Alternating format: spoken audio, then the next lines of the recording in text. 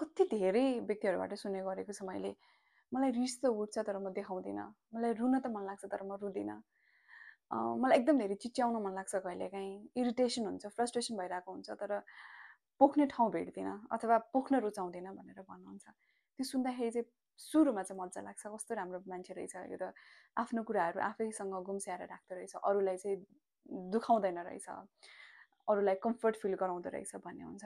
तर त्यो व्यक्तिको पर्सपेक्टिभबाट अथवा उसको जुत्तामा आफू खडा भएर हेर्दाखेरि चाहिँ त्यो कुराले उसलाई जुन इमोसनली रिप्रेस्ड गरेको हुन्छ नि, त्यो एकदमै भयानक हुँदो रहेछ होइन, हुन्छ। जस्तो यसलाई चाहिँ हामीले जुन कन्फ्लिक्ट राइज होला भन्ने एउटा डरले, अर्को सम्बन्ध टुट्ला कि भन्ने शङ्काले, र आफू चाहिँ त्यो जुन ग्रुप अथवा कुनै पनि सम्बन्धमा अस्वीकृत हुन्छु कि भन्ने प्रश्नले चाहिँ हामी फनिङ रिस्पोन्स दिँदो रहेछौँ।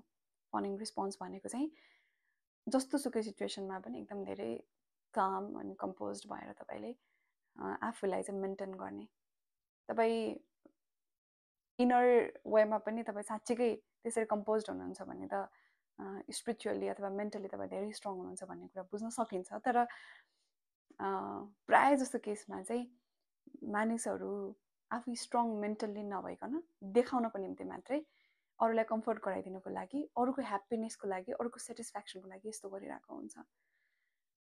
सबैले त्यो गर्दै गर्दाखेरि तपाईँलाई रुचाउन सक्लान्, तपाईँको बारेमा राम्रो कुरा भन्न सक्लान्, तर जब तपाईँ आफ्नो इमोसन्स नै खुलेर भन्न सकिराख्नु भएको छैन भने अरूलाई न्याय गर्ने चक्करमा तपाईँ आफूले आफूलाई अन्याय गरिराख्नु भएको हुन्छ।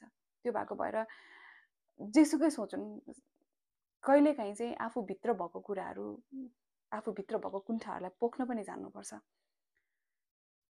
रुन मन लाग्छ भने रोइदिनुहोस्, कराउन मन लाग्छ भने कराइदिनुहोस्, तर कुन हदसम्म गर्ने भन्ने त हामी चेतनशील छौँ, हामीलाई थाहा पनि भइहाल्छ। मनमा लागेको कुराहरू अथवा माइन्डमा घुमिराख्ने, माइन्डमा खाइराख्ने प्रश्नहरूलाई चाहिँ धेरै गुम्साएर राख्नुभयो भने लङ टर्ममा चाहिँ तपाईँलाई